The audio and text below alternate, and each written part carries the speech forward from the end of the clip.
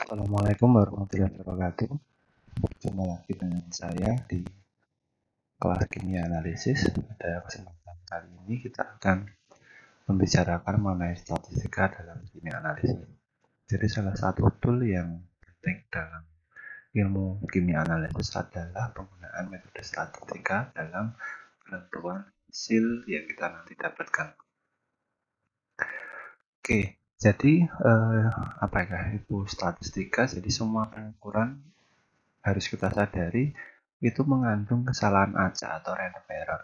Random error ini bisa berasal dari alat, metode, maupun dari si analis sendiri. Jadi hasil pengukuran yang kita lakukan itu selalu memiliki ketidakpastian. Kemudian ketidakpastian digunakan untuk menentukan apakah dua atau lebih eksperimen itu setara atau tidak. Ketika kita menentukan suatu objek, contoh adalah tikus. Tikus di sini terlalu gemuk apa tidak? Tikus mutan dan tikus normal. Ini karena apa? Secara kasat mata, ya karena apakah benar? Kita menggunakan metode statistika untuk mengetahuinya. Jadi metode statistika ini dia tidak bisa memihak ataupun tidak bisa memberikan suatu pandangan atau kecondongan ke salah satu pihak. Jadi uniknya matematika itu dia tidak menggunakan tidak bisa memilih mana yang baik atau mana yang buruk berdasarkan kesukaan. Dia akan menjawab pertanyaan yang kita tanyakan dengan metode matematika itu secara lugas. Jadi iya atau tidak, seperti itu. Tidak ada keberpihakan. Lanjut, kita kemudian akan mengenal yang namanya kurva Gaussian atau Gaussian curve. Untuk serangkaian hasil eksperimental dan kesalahan acak saja, sejumlah percobaan yang dilakukan dalam kondisi yang sama akan menghasilkan distribusi hasil. Jadi ketika kita mau melakukan pengukuran dengan jumlah yang banyak, misalkan lebih dari 10, nanti akan didapatkan kemungkinan akan didapatkan hasil yang berbeda-beda. Namun ketika nanti kita kelompokkan, kita buat grafik, kemungkinan nanti hasilnya akan seperti ini. Jadi distribusi hasil ini dijelaskan oleh kurva Galat-Gaussian atau normal. Jadi kurvanya ini akan membentuk seperti ini. Nilai yang mendekati kebenaran itu biasanya akan banyak di sini. Kemudian ada nilai yang kurang mendekati di sini, kemudian yang lebih jauh di sini. Ini adalah distribusi normal. Namun nanti di lapangan mungkin akan ditemui kurvanya tidak seperti ini. Dan bisa miring seperti ini atau bahkan shape seperti ini, runcing. Jadi semakin runcing kurva ini, maka pengukurannya semakin baik. Kemudian kumpulan dari data apapun dan kurva Gaussian yang sesuai dapat dicirikan oleh dua parameter. Ketika nanti kita mengukurannya benar, kita nanti akan mendapatkan beberapa parameter. Yang pertama adalah mean atau nilai rata-rata yang disimbolkan dengan X bar di sini. Jadi nilai rata-rata ini rumusnya ini adalah jumlah data dikalikan dibagi dengan jumlah pengukuran. Penjumlahan dari pengukuran ini value 1, value 2, value 3 dibagi dengan jumlah data. Jadi teman-teman harusnya sudah bisa mengukur rata-rata, jadi semua data dijumlahkan kemudian dibagi jumlah data tersebut. Yang kedua adalah standar deviasi. Jadi standar deviasi ini menjadi penting bagi kita nanti untuk menentukan ataupun menuliskan hasil dari percobaan. Misalkan nanti di percobaan terdapat nilai X. Nanti dalam penulisan hasilnya ini akan ditambahkan dengan standar deviasi. Gitu. Jadi semakin kecil deviasi standar, ini semakin tepat pengukurannya. Jadi deviasi standar itu menunjukkan ketepatan pengukuran. Semakin kecil, semakin tepat, semakin besar, semakin tidak tepat. Selanjutnya ada variasi terkait dengan deviasi standar. Jadi variasi ini menyatakan untuk menjelaskan seberapa luas atau tepat suatu distribusi hasil tersebut. Jadi variasi itu adalah nilai standar deviasi yang dikuadratkan. Kemudian ada range. Jadi range itu perbedaan nilai tertinggi dan terendah dalam satu set data. Contohnya di sini dicontohkan ada 4 buah lampu pijar yang dites selama nyalanya. Nyala lampu yang paling lama adalah 855 jam, sedangkan yang paling sedikit adalah 783 jam. Range-nya itu adalah nilai tertinggi dikurangi nilai terendah 855 dikurangi 783 jam, sehingga hasilnya 72 jam. Range-nya adalah 72 jam. Kemudian ada lagi yang namanya median. Median ini adalah nilai dari sekumpulan data yang memiliki jumlah nilai yang sama di atas ataupun di bawahnya. Maksudnya seperti ini. Ketika kita mempunyai data katakanlah 5 atau 10, kita urutkan dari yang paling kecil ke paling besar. Jadi paling kecil ke paling besar. Atau bisa juga dibalik, nggak ada masalah. Nanti kita cari nilai yang berada di tengah. Kalau misalkan datanya di sini contohkan adalah 5, berarti nilai yang di tengah-tengah adalah 3. 1, 2, 3, 4, dan 5. Jadi nilai median value-nya di sini adalah di poin ketiga, yaitu sebesar 1,25. Untuk data yang ganjil ini adalah angka pada tengah-tengah dari data tersebut.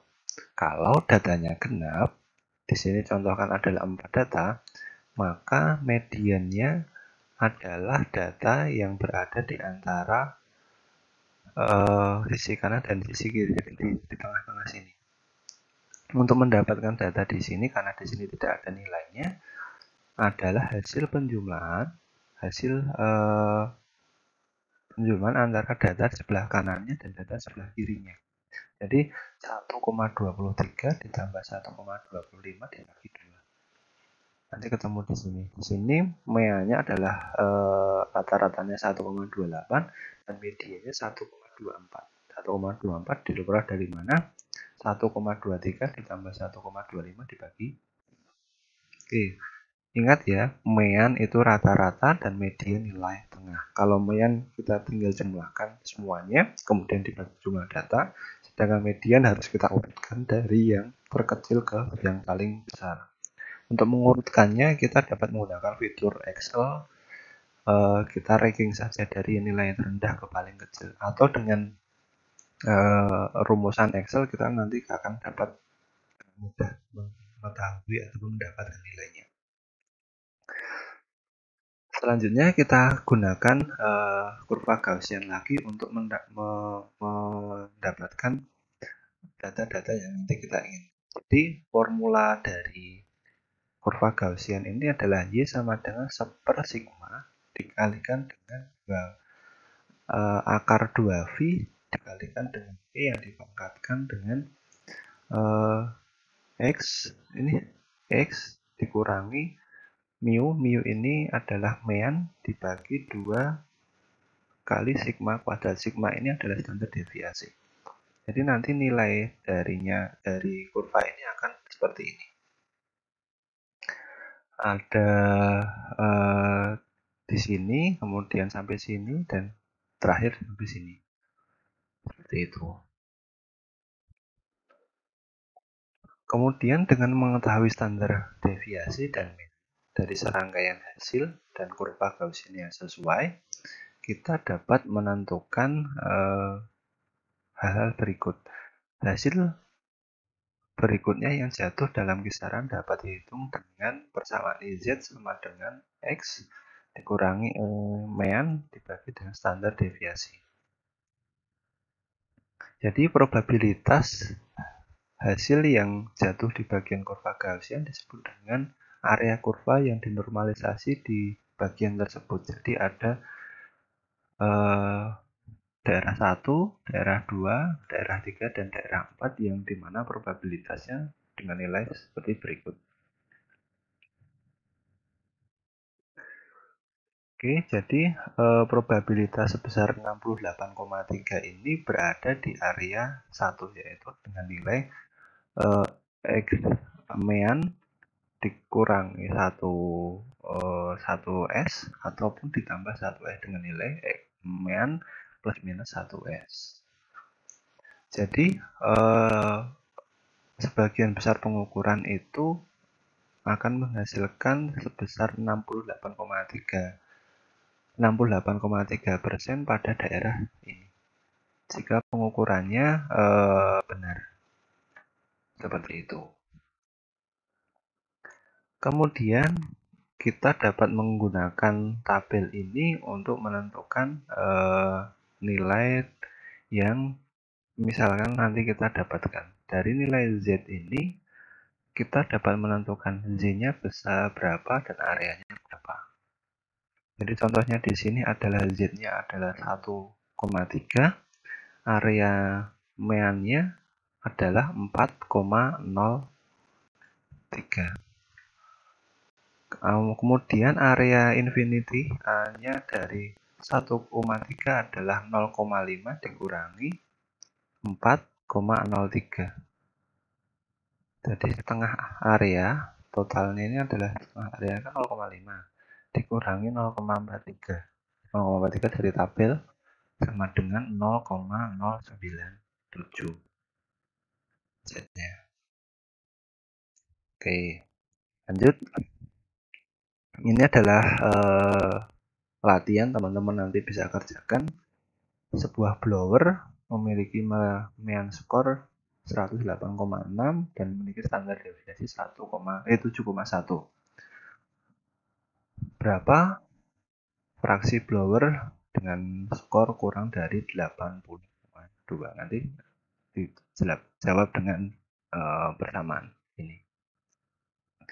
Kemudian kita beranjak ke simpangan baku dari suatu kumpulan data menunjukkan ketepatan pengukuran. Jadi umumnya simpangan baku ini dibagi menjadi kita menggunakan tabel kurva Gaussian tadi di sini dan di sini. Ketepatan pengukuran itu dinyatakan dengan seperti berikut. Mean plus minus 2S. Jadi hanya ada kemungkinan setara dengan 5% dari 1 dari 20 bahwa setiap pengukuran yang diberikan pada sampel akan berakhir pada rentan ini. Jadi 95,5%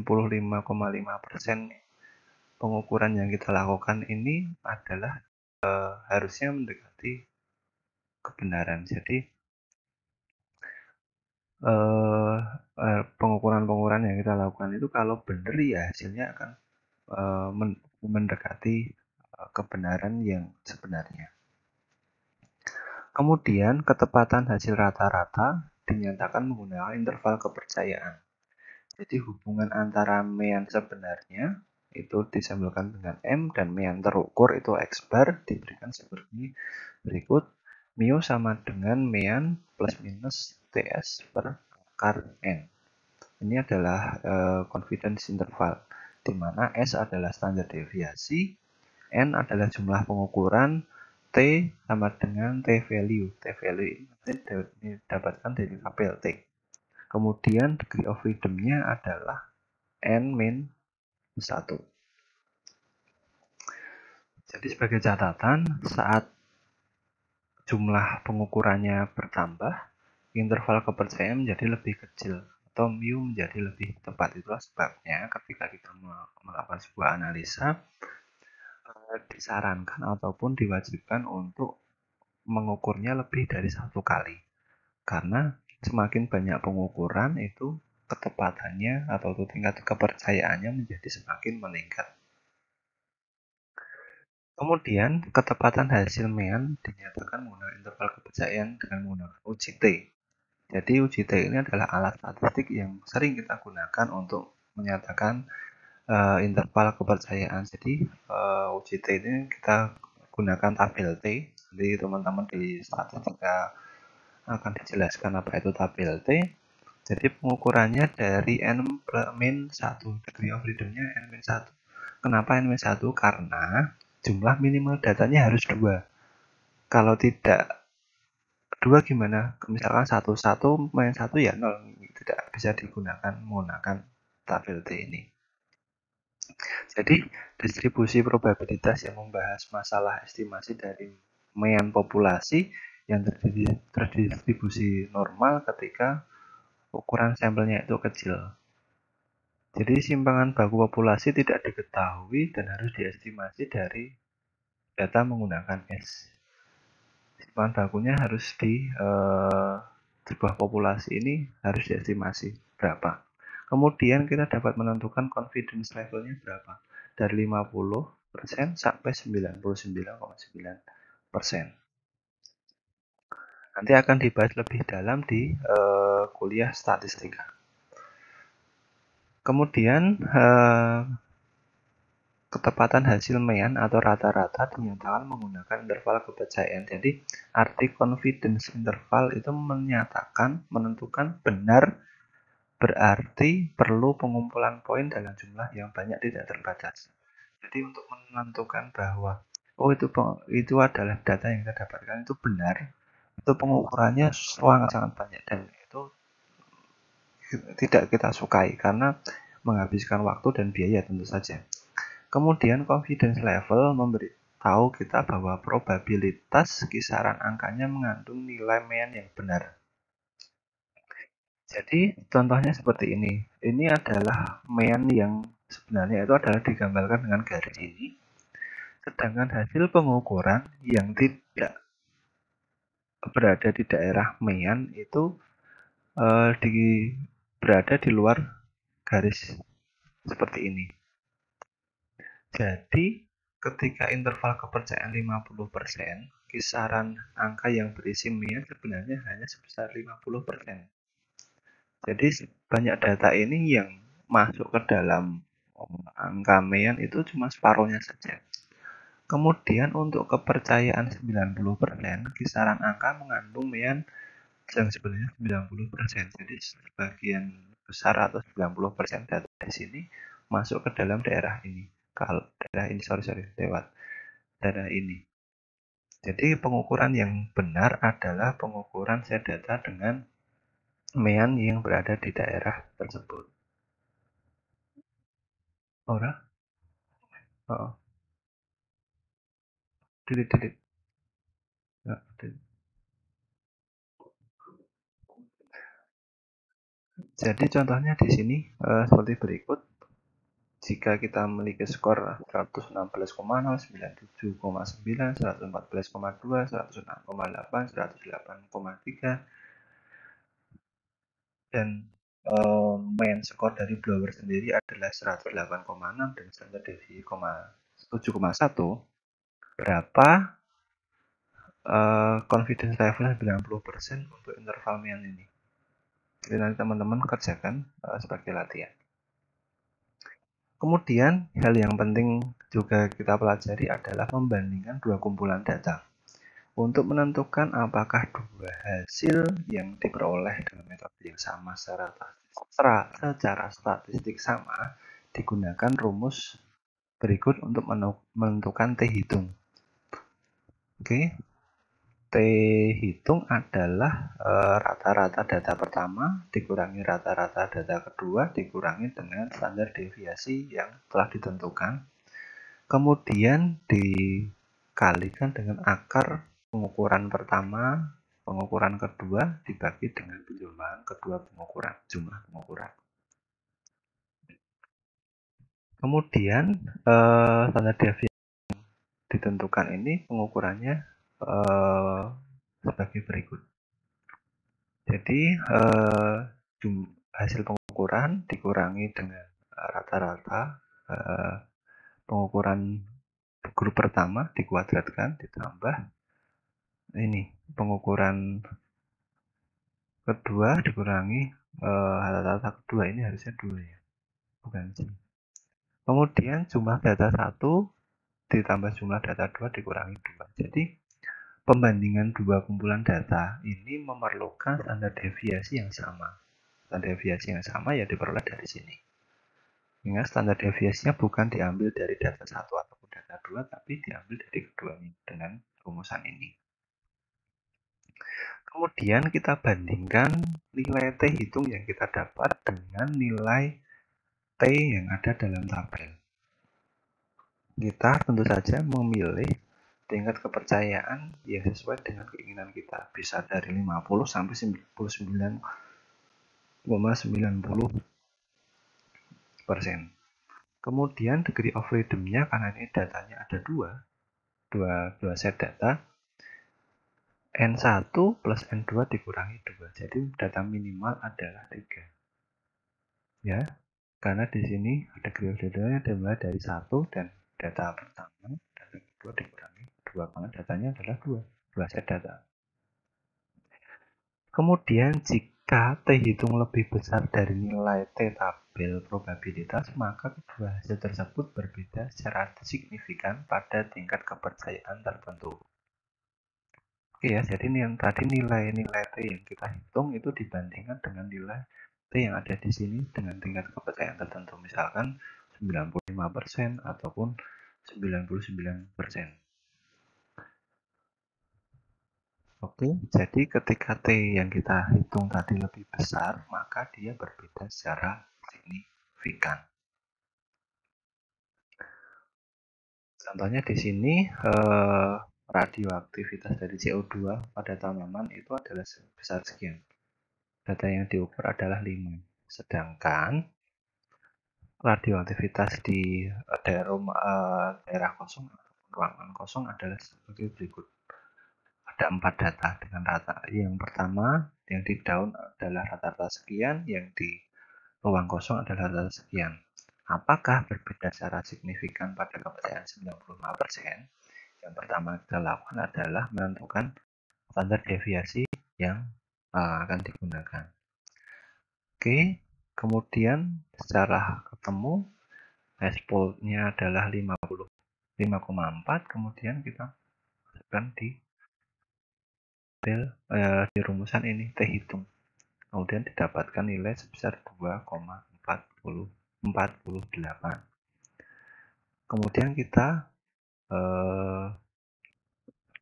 bandingkan ini 2,48 dengan di tabel, apakah pada tingkat kepercayaan 95% ini nilainya lebih besar atau lebih kecil. Nanti kita bisa menjawab bahwa ada perbedaan secara signifikan atau tidak.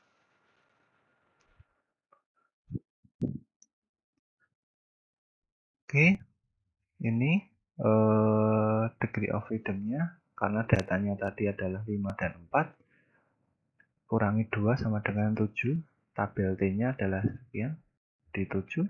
Kemudian confidence level-nya 95 itu adalah 2,365, sehingga T hitung lebih besar daripada T tabel. Hasilnya berbeda secara signifikan pada tingkat kepercayaan 95%. Namun ketika tingkat kepercayaannya kita tingkatkan menjadi 98% atau lebih tinggi, yang berarti di sebelah kanan ini, maka dia T hitungnya lebih kecil daripada di sini. Sehingga nanti hasilnya akan berbeda, sehingga ketika menggunakan 98% tidak ada perbedaan secara signifikan. Seperti itu caranya. Kemudian selanjutnya adalah kita dapat membandingkan dua buah metode.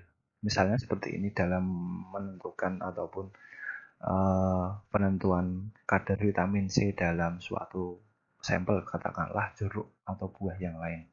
Kita dapat menggunakan metode spektroskopi, bisa menggunakan metode kromatografi, atau bahkan bisa menggunakan metode titrasi.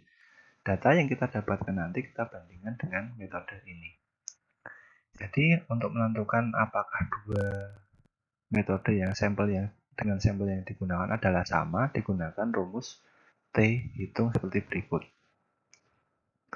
Di bar difference perbedaan dari mean dari dua metode. Jadi di bar ini mean dari dua metode tersebut berapa, kemudian perbedaannya berapa. N adalah jumlah sampel yang dianalisa pada setiap metode, dan SD ini ditentukan dengan persamaan ini. Itu yang awal-awal tadi di sini. D1 dikurangi D bar dikurangi N min 1. Kemudian jika T hitung lebih besar dari nilai T tabel, maka metode tersebut berbeda secara signifikan pada tingkat kepercayaan tertentu. Jadi sama dengan dua set data tadi, namun pada dua metode ini digunakan istilah D yang berarti perbedaan mean dari dua metode, dan SD dengan persamaan seperti berikut. Sebagai contoh di sini, untuk mengukur kolesterol dalam darah, hasilnya seperti berikut. Metode A, hasilnya ini, dan metode B, hasilnya adalah ini. Perbedaan dari kedua metode ini pada masing-masing pengukuran adalah seperti berikut. Sebelah sini. Kemudian di bar-nya adalah ini. Rata-rata dari sini adalah 0,060. Kemudian pertanyaan adalah, berapakah metode ini berbeda signifikan pada tingkat kepercayaan 95%? Kita kemudian masukkan nilainya ke rumusan ini. Oke. Kemudian nanti kita akan dapatkan hasil SD-nya adalah 0,122. Kemudian T hitungnya kita tinggal masukkan saja angka-angka yang tadi ke rumusan ini. 0,060 dibagi dengan 0,122 dikalikan dengan akar 6. Sama dengan 1,20. Dalam tabel T, karena ini jumlah pengukurannya ada 5, degree of freedom-nya ada 5, maka pada kepercayaan 95% pada T tabel adalah 2,571. Oke, sehingga T hitung itu lebih kecil dari 2,571, sehingga kedua metode tersebut tidak secara signifikan berbeda pada level 95,5%. Jadi ketika kita menggunakan coefficient level 95%, kedua metode tersebut tidak menunjukkan hasil yang berbeda. Selanjutnya adalah Q-test. Jadi Q-test ini adalah metode yang kita gunakan untuk memutuskan apakah data yang kita nanti gunakan itu ataupun data yang kita dapatkan itu baik atau buruk. Kalau buruk ya kita buang. Misalkan gini, kita melakukan 5 pengukuran di sini. Oke, 5 pengukuran kita urutkan dari data yang paling kecil ke yang data paling besar. Kemudian kita cari perbedaan atau selisih data antara 1, 2, 3, 4, dan 5. Kalau selisihnya itu terlalu besar dan kita curigai bahwa data itu buruk, maka kita dapat gunakan Q-test ini untuk menentukan data ini dibuang atau tidak. Oke, kemudian menentukan baik dan buruknya kita menggunakan persamaan Q ini. Q sama dengan gap dibagi dengan range, sama range-nya ini sebesar 1,20. Nah, range kita tahu tadi di slide awal bahwa nilai data terkecil dikurangi dengan nilai data terbesar, itu ketemu. Gap adalah selisih antara data satu dengan data yang lain. Yang mau kita hilangkan yang berapa. Kemudian di sini kita masukkan angkanya, kemudian ketemu hasilnya adalah 0,55. Kemudian hasil yang kita dapat tadi dibandingkan dengan tabel view ini dengan nilai n yang sama pada tingkat kepercayaan yang diinginkan. Jadi n adalah jumlah nilai ataupun jumlah pengukuran. Di sini ada mulai dari 3, 4, 5, 6 sampai 10. Minimal pengukuran adalah 3. Oke, misalkan pada nilai N5 pada confidence 90%. Nilai view-nya adalah 64. Sehingga view hitung itu kurang dari view table. Sehingga poin ataupun data sebesar 12,67 tidak dapat ditolak pada kepercayaan 90%.